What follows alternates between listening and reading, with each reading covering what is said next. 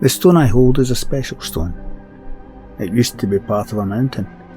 It was once as big as a house when it was broken off its home. It didn't choose to leave but was prized off by the forces of nature. Great glaciers, floods, landslides and time rumbled and crumbled through thousands of years of seasons of ice, rain and sun. Eventually this massive boulder was ground down to the size of an old gymnasium medicine ball and ended up resting on the riverbed. There in the river, it was rolled and tumbled with the rapids of spring, wearing it down as the waters flowed over it until it was round and smooth. This stone didn't choose to be round and smooth. It was worn down from a once mountain through the constantly changing forces, pushing and pulling, brushing it aside without a second thought. This stone tried to resist, but eventually it gave way to the pressures of the waters, and it started rolling and rubbing and shoving and banging against all the other stones, all chipping away at each other as they went with the flow. None of them had any choice. Eventually, this stone reached the mouth of the river, and there it rested except for twice a day when it was ground and buffeted by the tides. Surrounding this once mountain were the other stones that shared its reluctant journey, as well as the pebbles and tiny grains of sand, remnants of all the other magnificent stones that had made the journey many, many years before. These stones never asked to leave their mountain. These stones never asked to be rumbled, tumbled and ground away. These stones just went with the flow, and because of that, they were destined to be just another grain of sand among the billions of grains of sand on the beach. But for this stone, that wasn't its fate.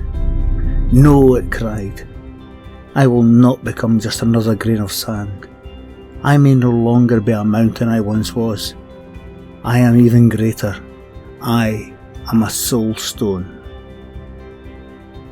Now you may be wondering what actually is a soul stone. Well, let me tell you.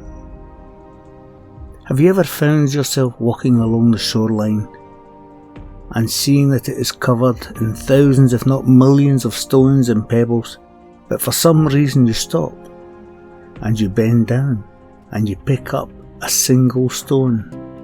It has caught your attention. But why this stone? There are thousands you could have chosen, but no, you looked at them and you rejected all the other stones. It has to be this particular stone. And due to some unknown force, you pick it up and you put it in your pocket and you take it home.